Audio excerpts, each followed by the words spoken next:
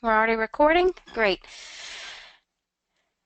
So hello everyone. My name is Stephanie Miller and I work with FA Solutions. I was with Jacksonville State University up until recently. And today I'm here to talk to you about financial aid in the beginning, or financial aid 101.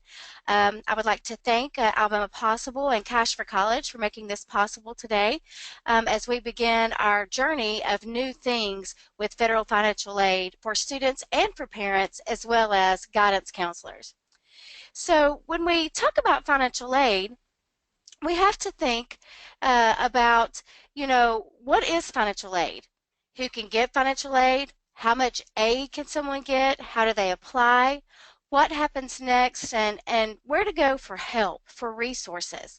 Financial aid is one of those things that is very scary to people. And I can understand why. I've been in financial aid for well over 15 years now, and every time I think I got it, the government decides to change something, and this year is no exception. So you just need to remember that as a guidance counselor, or as someone who may be helping students and parents, or maybe as a student or parent yourself, that you are not alone. Everyone has questions. Even people, financial aid professionals like myself, we have questions to the federal government. Every situation is different, so don't be afraid to ask a question. Don't be afraid to call up the local college or university and ask them for help. Even if you're not going there, they will help you. So what is financial aid? Well, it's money to pay for college or a career school. That's grants, loans, work study scholarships. It could be a variety of things. But when you think about financial aid or money to pay for college, it starts with a little preparation. College, as we all know, is not free. It's getting more expensive by the moment. Some of that can't be helped. When state funding decreases, then it somehow has to stay, the school somehow has to stay afloat. So unfortunately, that gets passed on to the students. But you need to prepare. We need to prepare by maybe some savings, maybe writing some essays and getting things ready and knowing when the scholarship deadlines are. Or for our state, we have a supplemental grant called the Alabama State Grant, and that particular grant is typically first come, first served to those who are eligible. So obviously, those who apply early, based on the school that they plan to attend, their policy, are the ones who would get those funds if they are eligible. So it takes a little preparation. You wouldn't start out making a casserole without any ingredients. So make sure that you know what your steps are and where to go.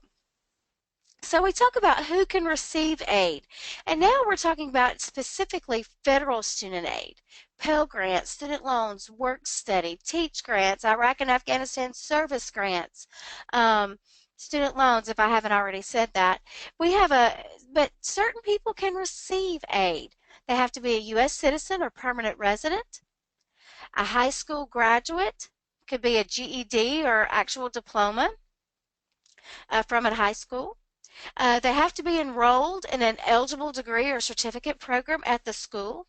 There are some programs at some schools that aren't eligible for federal financial aid. So if a student is wishing to go into one of those programs, you know, he or she may need to ask up front, hey, is this program going to be eligible for federal student aid before they get started if they're going to need to use that. They must have a valid social security number. And everybody goes, well, of course they have to have a valid social security number. And why do they need that? So that the federal student aid, the FAFSA, can actually determine if they're a U.S. citizen or a permanent resident. They have to have an A number or an alien registration number.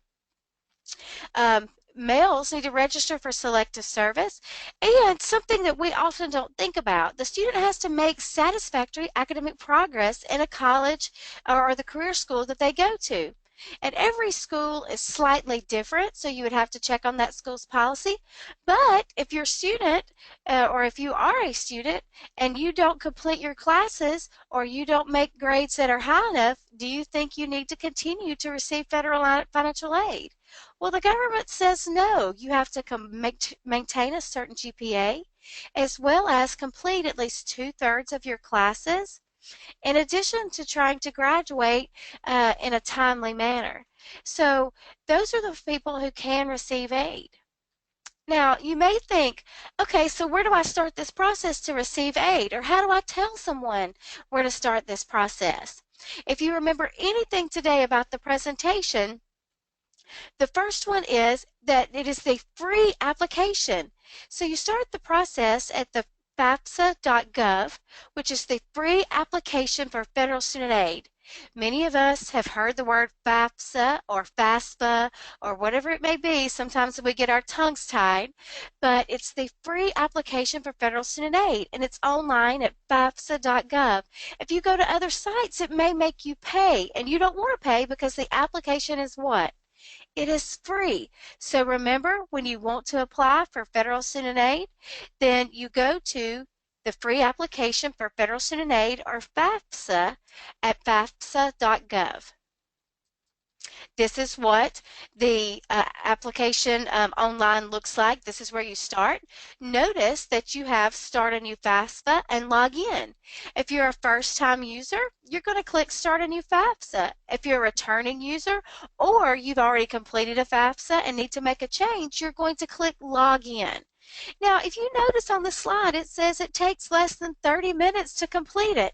Well, I'm here to tell you, it doesn't really take 30 minutes. It's probably going to take you around an hour the first time you do this, not because of anything other than just being unfamiliar or having to read all of the information.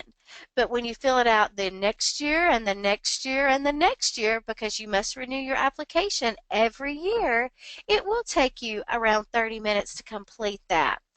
Now, notice that that there's some other information. If you need to call the 1-800 number, there's right there, and there's an online chat button. But I'm here to tell you that if you truly have a question, you're obviously welcome to call them, but I would contact the school that you plan to attend to ask them. Now, a lot of people ask me, why do I need the FAFSA? Well, number one, it starts the process for everything that the government offers. Pell Grants, Iraq and Afghanistan grants, student loans, Parent Plus loans, work study, supplemental grants, Perkins loans, Teach grants, and then of course some scholarships. The state of Alabama has a scholarship called Alabama College Counts, and when you go to Alabama College Counts and apply, it's going to ask you for the information that you submitted on your FAFSA, so you must do that first. Now, some people say, well, you know what? I'm not going to qualify for anything, so I don't need to fill this out. Well, like I said, what if you run across a scholarship that you need and you had to fill out the FAFSA? Well, it's always good to fill it out. Or what if, for some unknown reason, the financial aid situation changes? And what I mean by that is this. Back years ago, and I say years, it hasn't been that long ago, when the economic downturn happened, there were several people who came through during orientation at the school I was with, and they said, hey, you know what? We don't need financial aid, but thank you so much. We'll take some information. Hey, I'm great. I'm glad that you don't need any financial aid. Well, so they didn't fill out any of the FAFSA. The day before tuition is due, the father lost his job. So where do you think that savings that they were saving for college, where do you think that that went? Well, it went to pay bills and, of course, to live until the father could find another job. Well, they came into my office right before the day tuition was due, and they were so upset because they were needing to know what they needed to do to make sure their students' classes weren't voided or dropped because of non-payment. Well, unfortunately, I could not help them because with the FAFSA, because they hadn't even started it. Whereas if they had filled this out and had done all the paperwork and then just declined it because they didn't want a student loan, I could have reinstated that loan and they would have been just fine. So just remember that to encourage all students and parents to fill this out, even if they think, hey, I'm not going to need any extra help, or all I'm going to be eligible for is loans, because all they have to do is decline the loans. Now, just like you sign into something online, you have to have a username and password, and this is called an FSA ID. Now, if the student is independent per federal government standards, then the student needs an FSA ID. If the parent, if the student is dependent by federal government standards, then at least one parent who is on the FAFSA needs an ID.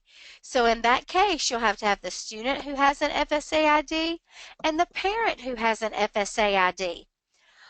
This is your electronic signature. This is how a student and or a parent will sign the application, just like they were logging into their email. There's a username and password. It's the same type of thing. Now, it will ask for quite a few things.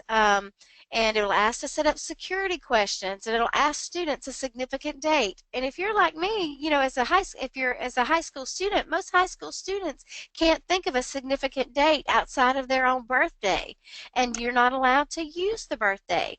A lot of high school students will also use their high school email. Well, you and I both know that once they graduate, that email is going to be cut off. So you need to remind the students and the parents that they use emails as well as information that a student and a parent would remember and know. Now, oftentimes a parent will go in and fill out the FSA ID for the student. Legally, they cannot do that. But if they were to do that, they need to realize that they are filling out for the student.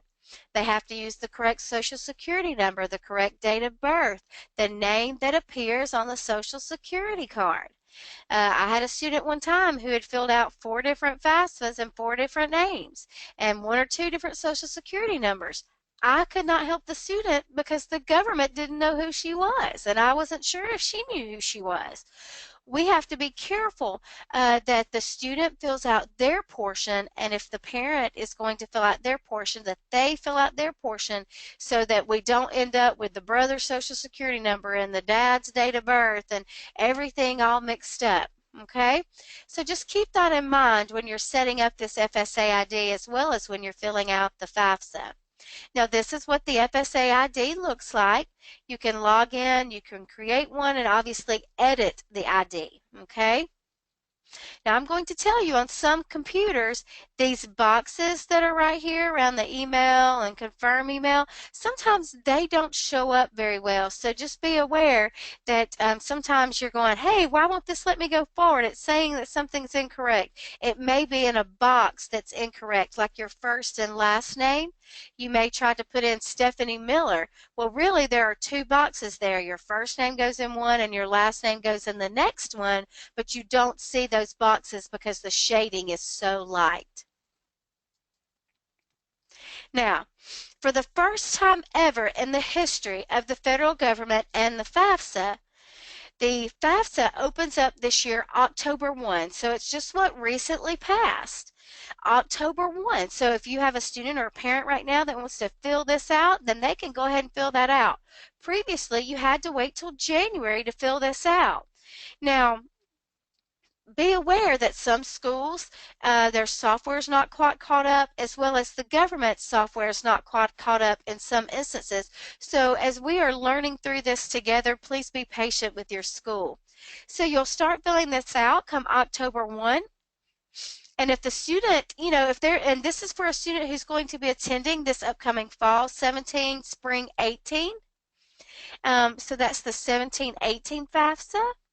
Now, sometimes if a student is going to attend the summer, maybe a parent, maybe you have a student athlete who is going to go to football or volleyball or maybe even band during the summer, they may need to fill out the 16-17 FAFSA in addition to the 17-18. For this year only, the 16-17 and the 17-18 will use the same tax returns, which are the 2015 tax returns.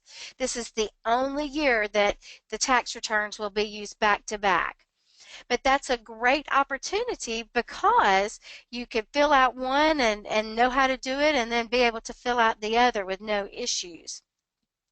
Now, if you notice down here in red, it says you may do a renewal after your first year. The government no longer calls it a renewal. However, that's what I'm going to call it for the purposes. Don't forget to renew it. Now, on the FAFSA, the student will list an email address. Well, guess what? Every notification about that student's FAFSA is going to go to that email address. Oftentimes, I will encourage parents and students to create an email address that they can both check.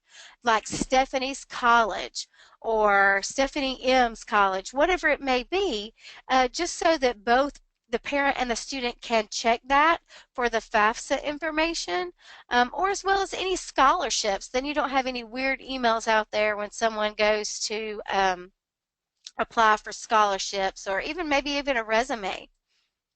So if you notice, this is what happens. You fill out the FAFSA, and if you notice, I've made the government hasn't changed their slide yet. So, and I say their slide, their little graphic here. So I had to put some information over it.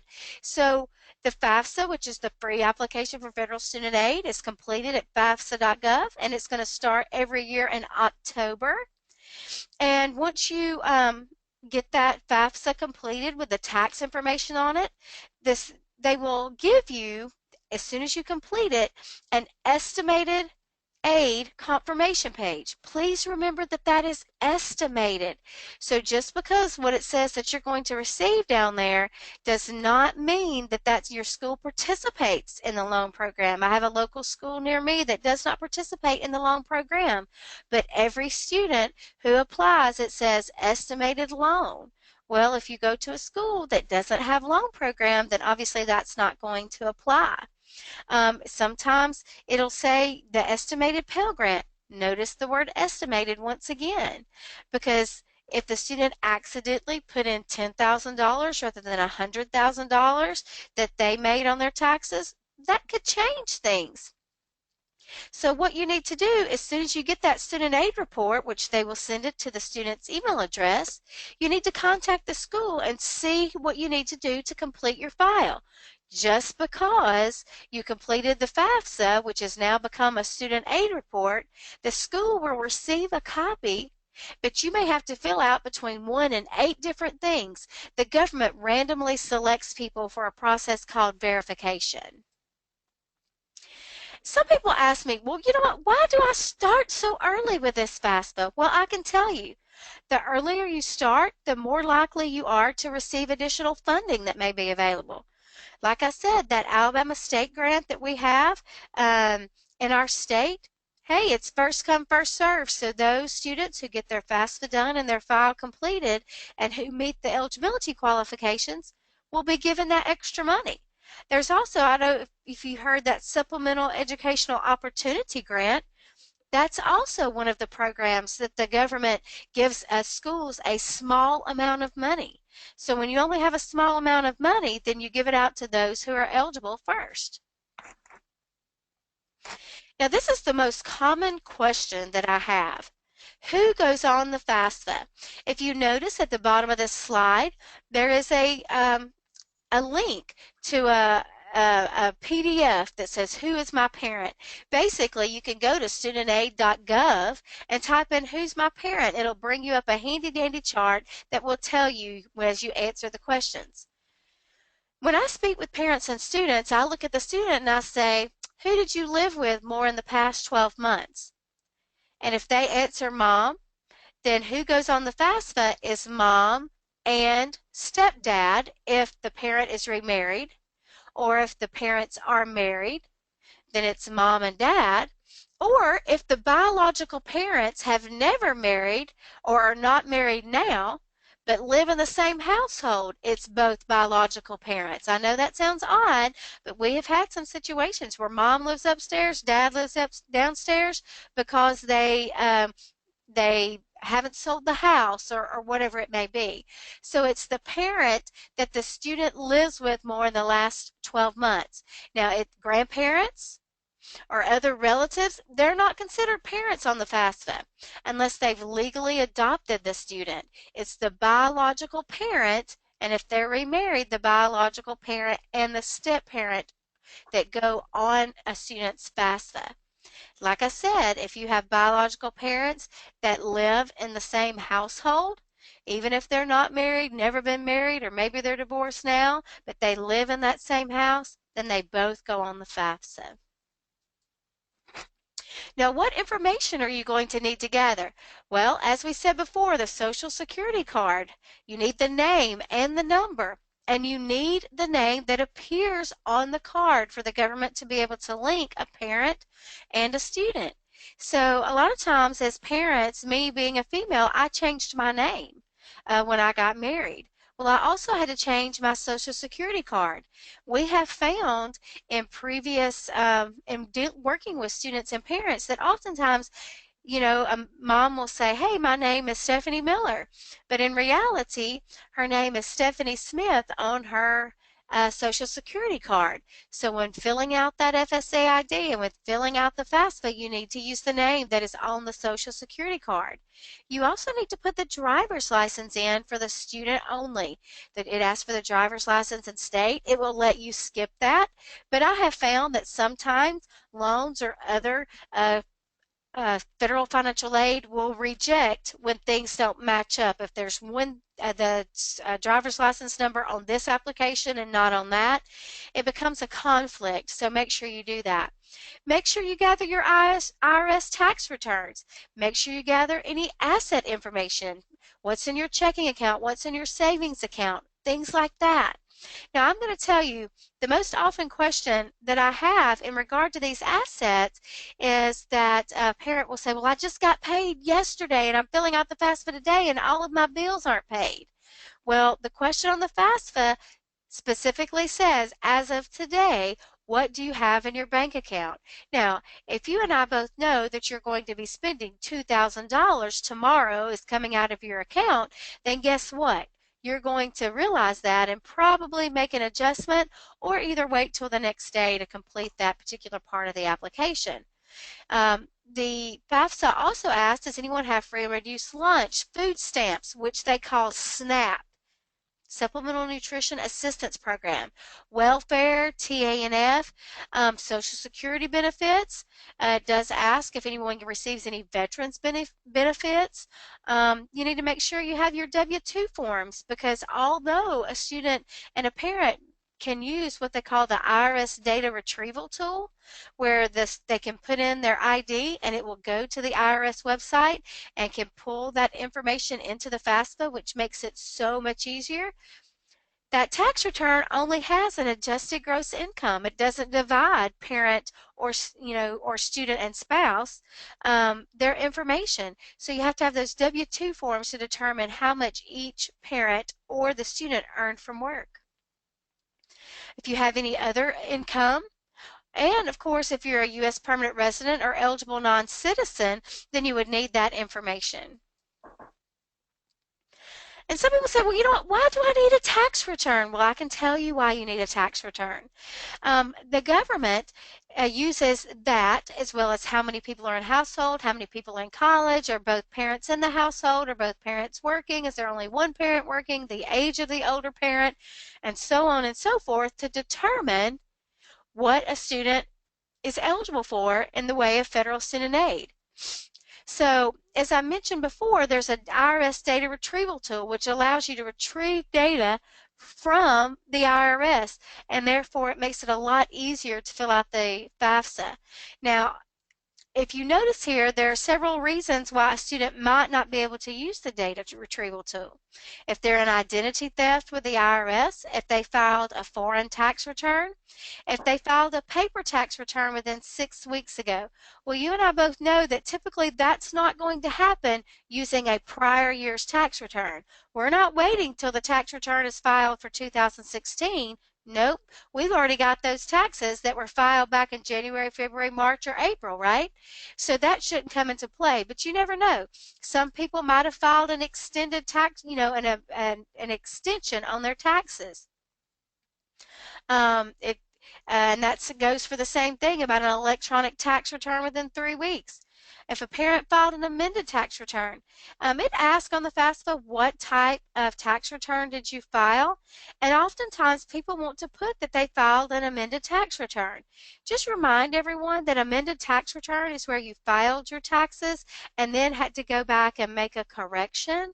So you just want a lot of parents and students aren't familiar with that terminology, so you might want to make sure you make a special note with that. If you are married and you filed head of household, legally, if you are married, you can't file head of household. If you go to the irs.gov website, there's actually a little question and answer Do I have to file taxes? How do I file taxes? Should I file married or should I file head of household?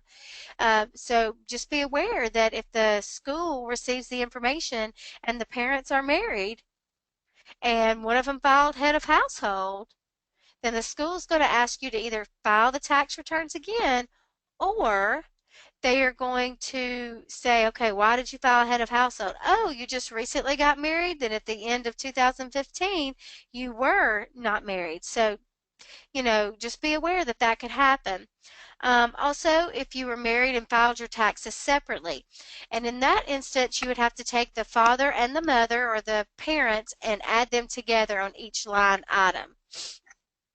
Now, once the FAFSA is filed, the government will email the student's email address is listed on the FAFSA.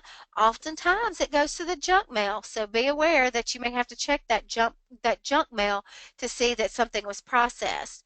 That processed FAFSA is known as a Student Aid Report, or SAR, and it gives an expected family contribution.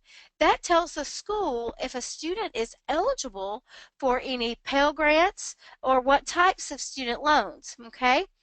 And as I said before, make sure you contact the school to see what else that you're going to need to complete that. And I know I kind of keep going back and forth between the student, the guidance counselor, and the parent, but if a student fills out a FAFSA, then they're going to need to check with the school to see what else they need to complete.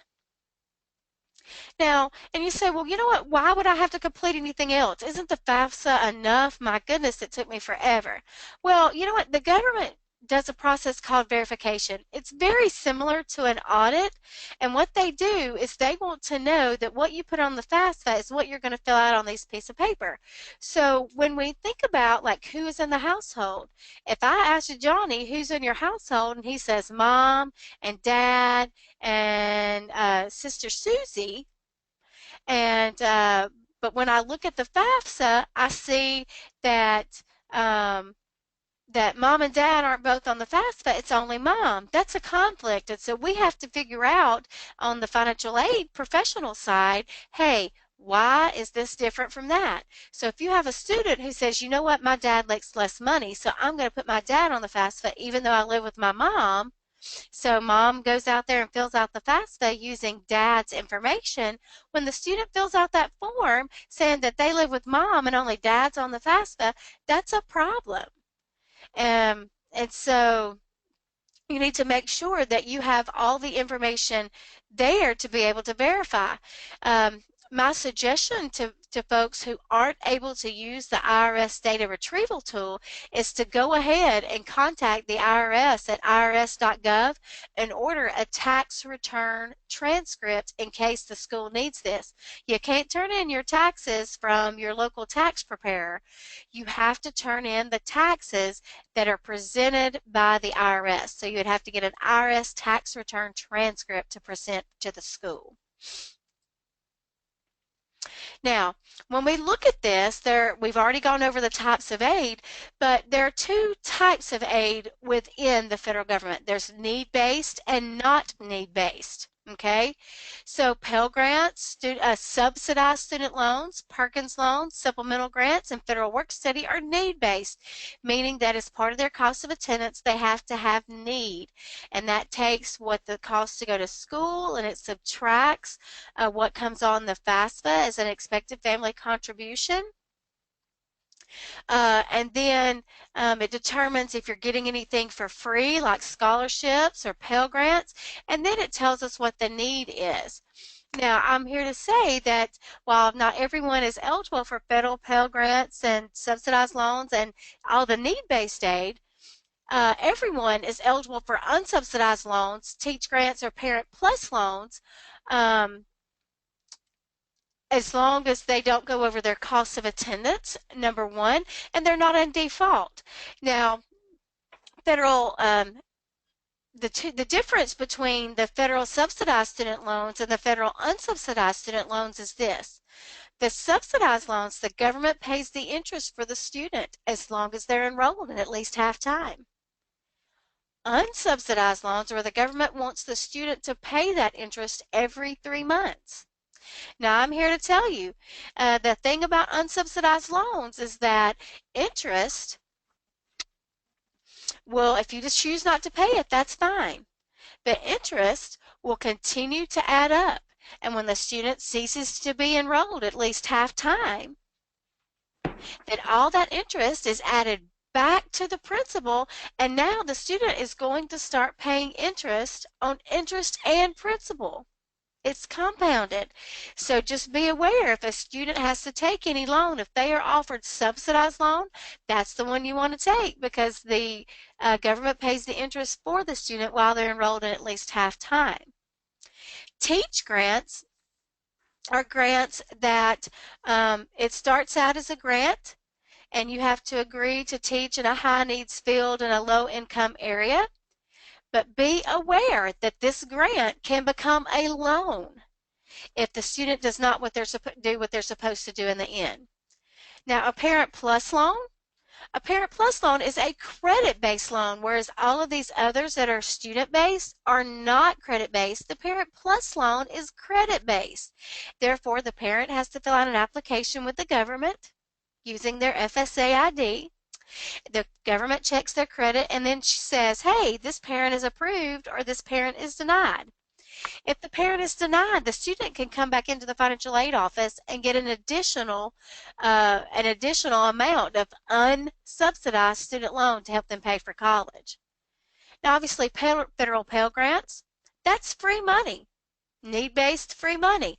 The only time it is not free is when a student ceases to attend their classes or if they drop out. The government will say, how much did you spend? And how many days did you go? And then they will decide, hey, you may have to return some of that money because you didn't complete the full semester. Perkins loans, the government is actually phasing those out, so you may have some schools that have those and some that don't. Supplemental grants are grants that are kind of first come, first serve, as I've said before, and the government doesn't like us to call them first come, first serve, but in reality, those who get their application in early and who are eligible get that money. Now, federal work study works the same way as well. We only get a portion of work study. It's not unlimited like the Pell Grant or the student loans. We only get a small portion.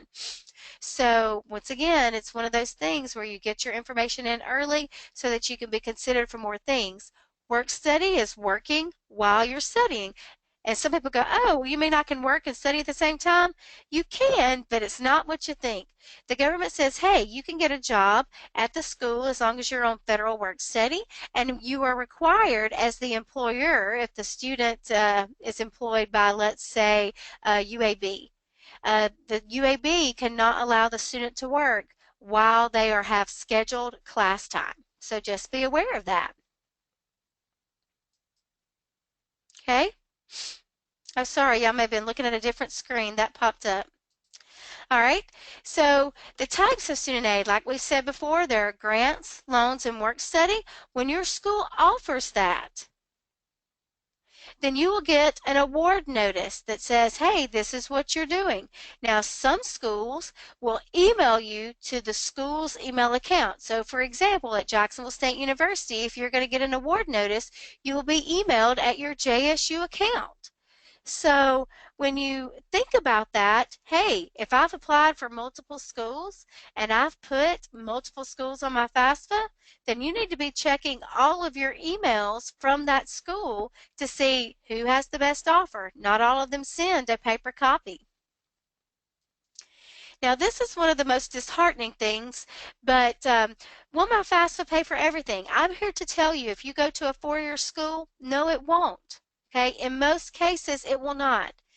If you're a first-time freshman and you're a dependent student, you can only receive $5,500 in student loans. That's half fall and half spring, and the government takes out a loan fee, so you'll get a little less than that. Okay, now if and part of that is considered sub and part of that is considered unsub student loans. So remember, the subsidized student loans are where the government pays the interest. Unsubsidized student loans are where the government wants the student to pay the interest while in school.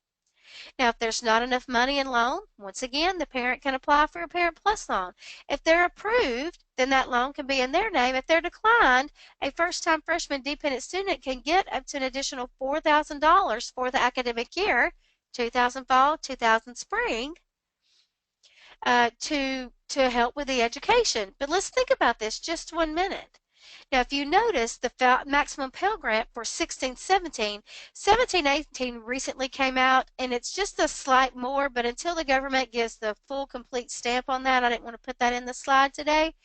But for 16-17, the maximum Pell Grant is 2908, 2907, 5815, so basically 2907.50 a semester. Now let's think about this. Let's say tuition is $300 per credit hour.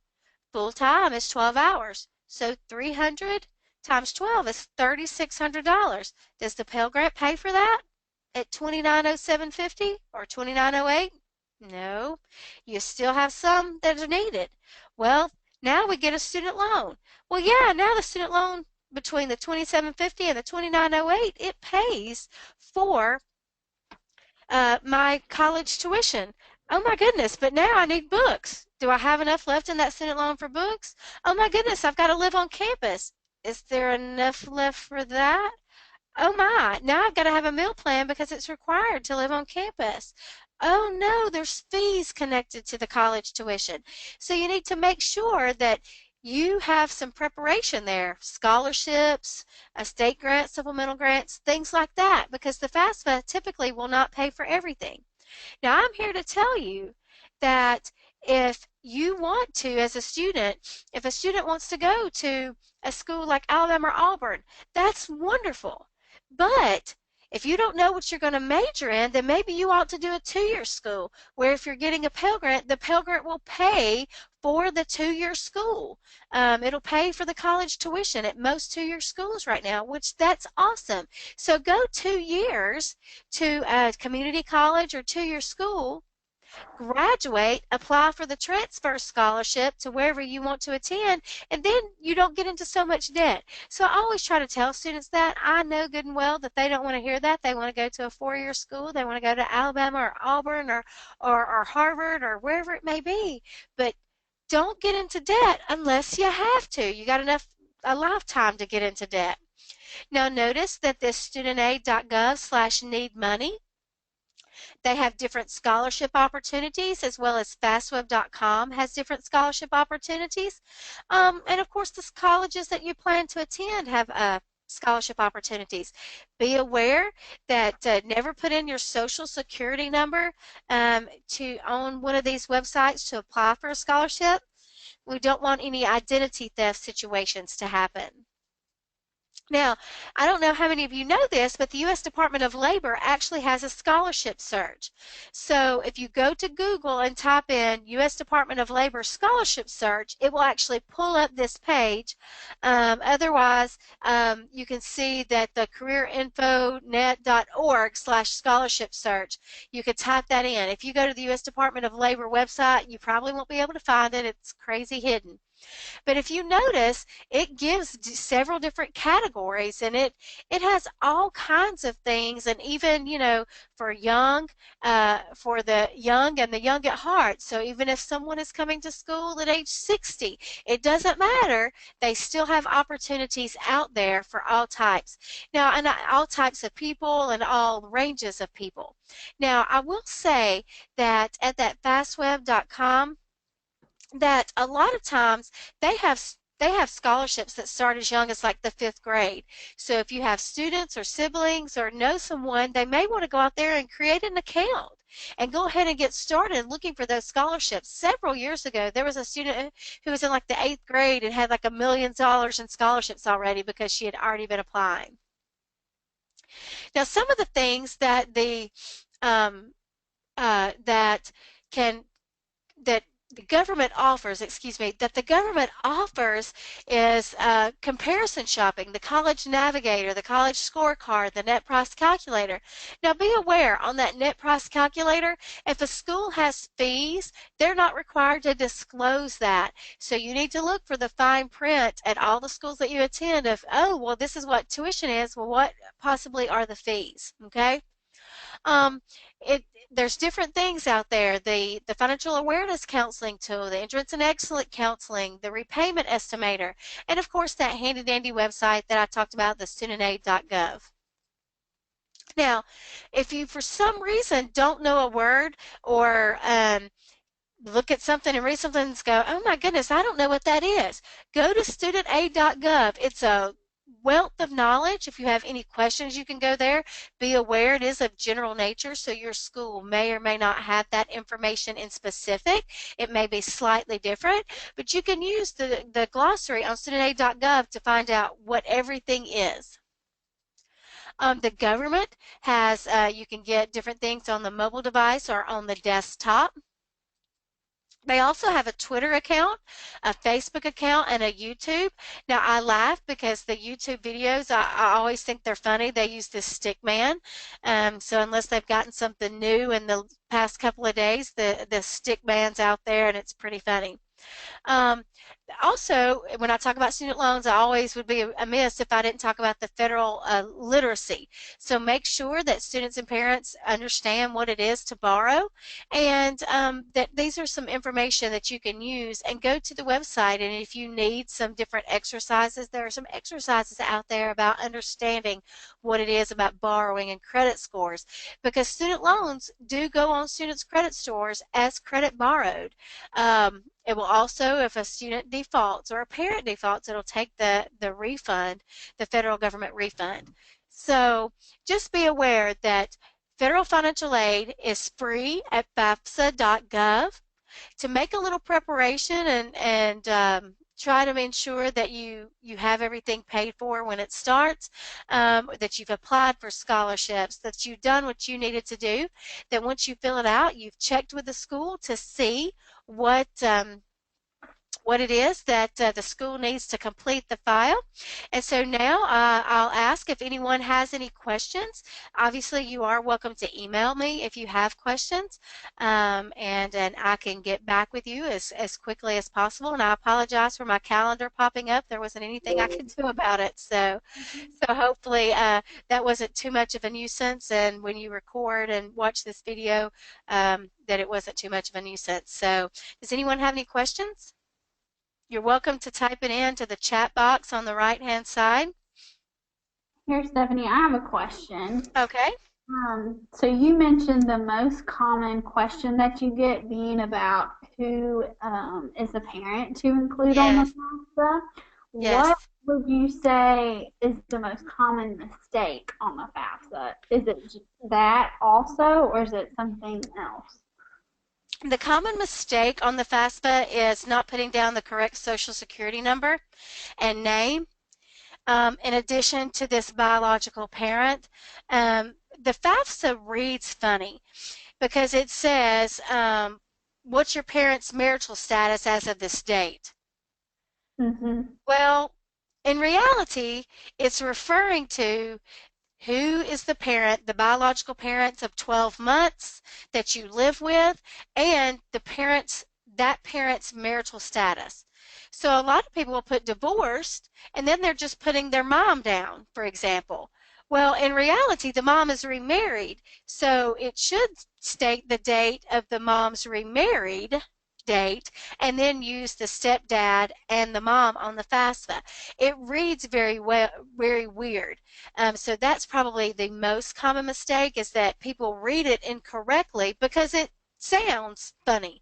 You know, what's your parents' marital status of this date? Well, my parents are divorced.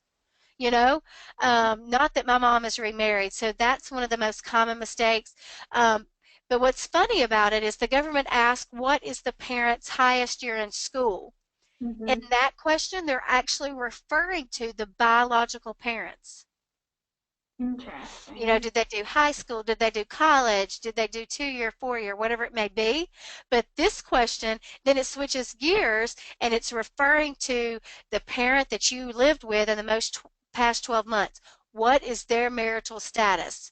Remarried, widowed, divorced, separated, married, whatever it may be.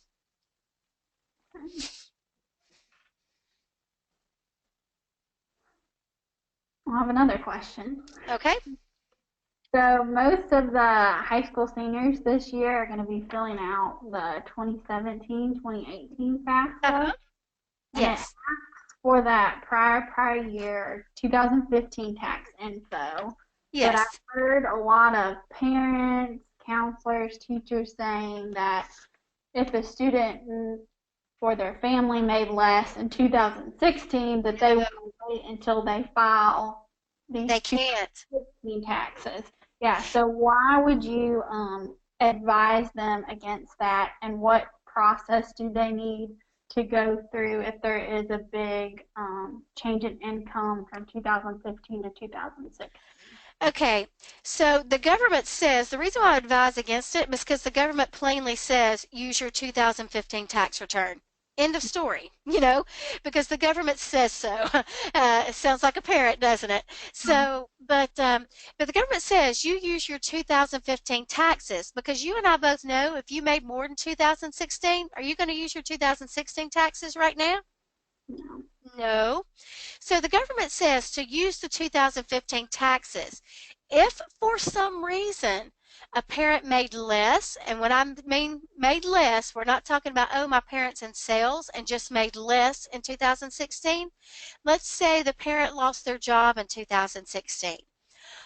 They could go to the school and ask for what they call a special circumstance. The parent and the student would have to provide quite a bit of information to the school in regard to the special circumstance.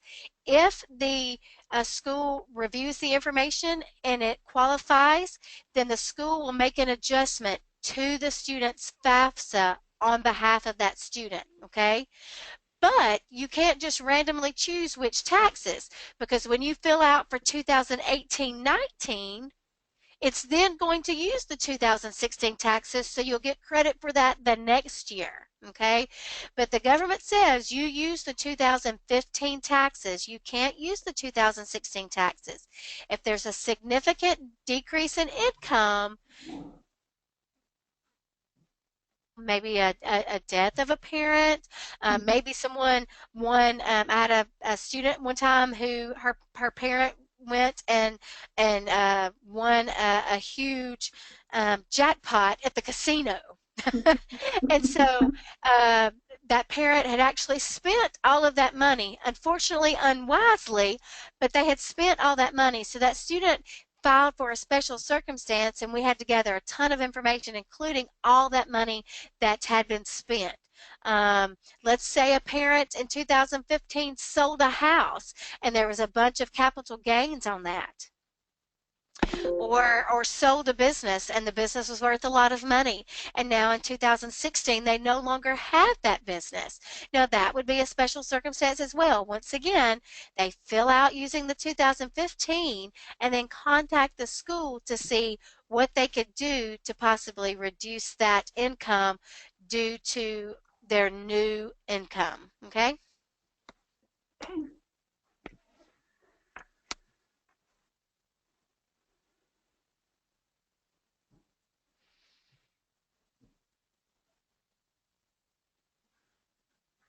That may be all our questions, Stephanie. Okay.